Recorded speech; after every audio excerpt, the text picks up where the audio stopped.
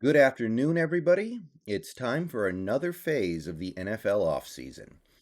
We already had rookie mini camps, so the next interesting milestone of the 2021 offseason is the OTAs.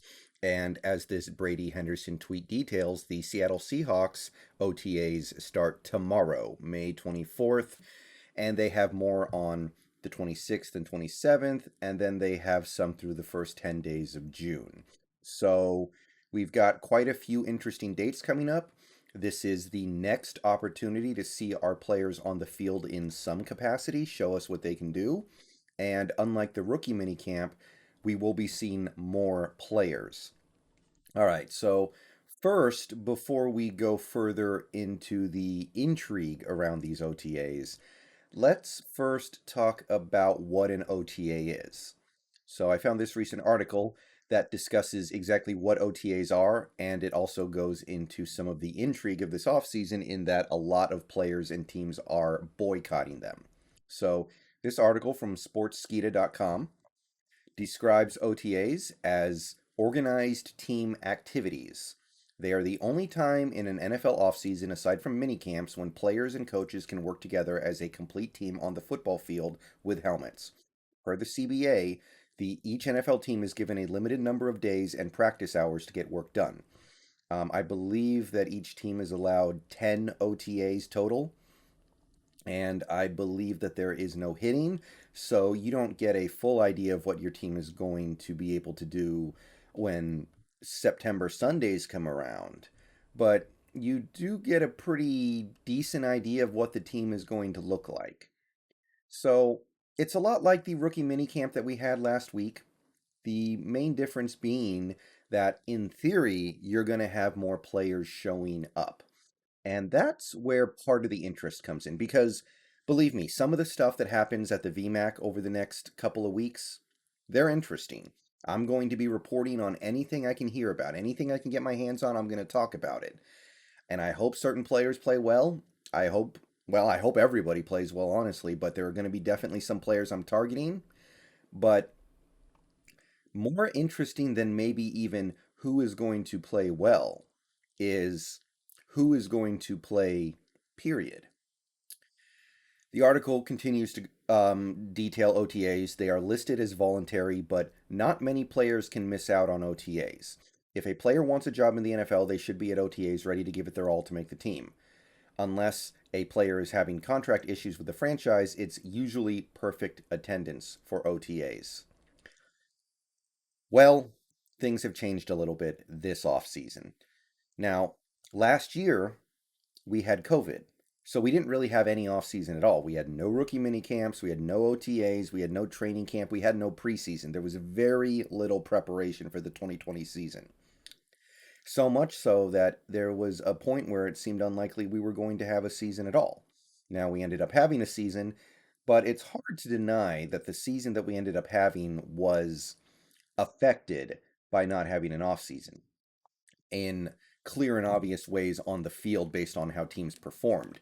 But another effect seems to be that because it worked last season, some players and some teams, and more importantly, the NFLPA believes they can make this the norm. So, in recent weeks, we have seen several teams come out and say, we're not doing OTAs. We're going to stay at home. We're going to work out on our own time. We're going to do virtual meetings, right? We're going to meet virtually.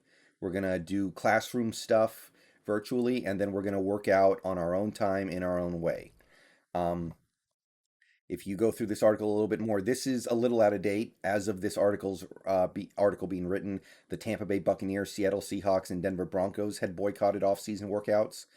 I think that there were several teams that have joined them since then. I think it might even be more than half the league that is now sitting out these OTAs, and that basically means they are not going to show up for these 10 team events. So the Seahawks were one of the first teams to do this, and as near as I know, they have not backed off from that. They continue to say that due to concerns around COVID, they are going to work out individually, they're going to stay away from the VMAC until things become mandatory.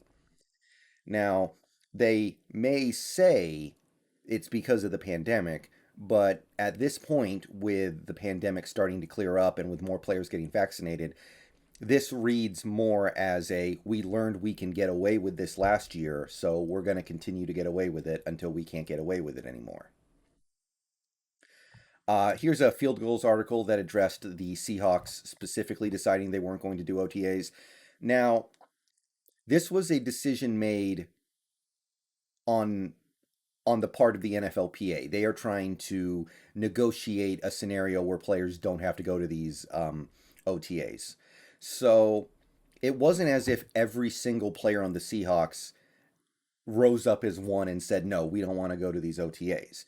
It was just kind of collective statement saying we choose to not go, but if a handful of our players do want to go, then we're not going to stop them. And you are going to see probably most or all of the rookie minicamp participants coming because if you're a rookie, you need to start learning the system the best you can because you're new.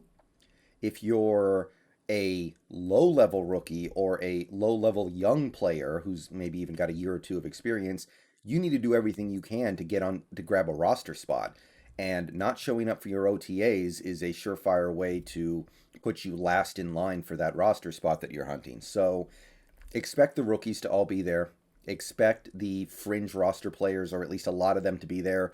Maybe expect some of the new players to be there, like Gerald Everett, just because they're new to the team and they have a lot to pick up. But as of right now, the Seahawks veterans collectively have kind of decided we're not going to go. Maybe a few of us will go if we feel like it, suits our purposes. If it works to benefit us, they will go. But most of them are indicating they're not going to. Now, in the last few weeks, this whole situation, which is happening to the Seahawks, but it's happening to other teams as well, kind of went up in the intrigue department because of what happened in Denver. So we have the Jawan James situation where basically Jawan James, who was going to be a starting tackle for the Denver Broncos in 2021, decided to attend his team's mini camps and OTAs, went to the facility, and then was told by the NFLPA, no, go back home, leave the facility. We don't want you there. We're trying to negotiate veterans not having to go to these things. Get out of there. So he listened, he left, he went back home and started working out on his own. During his workouts on his own, he tore his ACL. And because he got hurt on his own time, because he got hurt working out on his own away from the team facility, his contract became null and void. And the Broncos decided, yeah, you don't want to work out with us, then we're not going to do you a favor either. Get out of here. You get nothing. So he lost $15 million. And he was not the only Bronco to fall victim to this. Deshaun Hamilton, a low-level wide receiver on their depth chart, also ended up getting cut after suffering an injury outside of the team facility. So, consequences of this attempt to spare veterans OTAs have already clearly been felt by two players, especially Jawan James. Now, as Seahawks fans, as fans of this team who want these players to do well, it doesn't really matter that much to us how a player gets hurt. All that matters is that they got hurt. Like if Gerald Everett gets hurt because he bought a motorcycle and crashed it headfirst into the side of a truck, that sucks. If he gets hurt because in practice somebody steps on his ankle and he breaks it, that sucks. If he gets hurt in a game because he tries to make a double move and ends up tearing his ACL, that sucks. Everything sucks. So, as fans, it doesn't make that big of a difference. But you do have to wonder if a player working out on his own, not being a part of team activities, not being at the facility, makes it more likely that they do something that gets themselves hurt. So, after seeing what happened to Jawan James and Deshaun Hamilton, I'm wondering if some of these veteran players who feel like their roster spot is locked up, are going to reconsider this. Because, look, if Tyler Lockett doesn't show up to OTAs tomorrow, it's not like he's going to get cut, right? He's not going to lose his roster spot because he's a veteran and he's been great for us. We're not going to cut him because he decided to skip OTAs. Now, there are players who could lose their roster spot if they don't come to OTAs. UDFA guys, tryout guys, those guys probably want to come in just to keep a grip on their potential roster spot, but those guys are not going to get cut if they do this. The team probably doesn't like it, but they're not going to get punished really over skipping OTAs. But is it worth the risk of losing your money, of losing your guarantees, losing your contract? And I'm very interested to see which established Seahawks veterans actually show up tomorrow, because the Jawan James incident has probably given a lot of them second thoughts. That has to make them wonder if the NFLPA truly has their back on this and is actually working in their best interests. And I think it creates a possibility that some of these veterans that thought they had decided, I'm not going to OTAs this year, might go back and think, well, do I really want to lose millions or tens of millions of dollars because I wanted to work out at home instead of at the facility? No, I'm going to the facility. So that's to watch. That's what we should be watching for tomorrow. Who's going to show up to the VMAC? And I'll report on what I can find as I find it. So I'll see you guys later tonight in stream. Peace out. Go Hawks.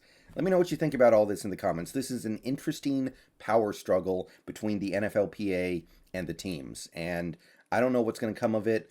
But right now, the NFLPA seems to be taking some fat L's with the Jawan James incident. See you guys later.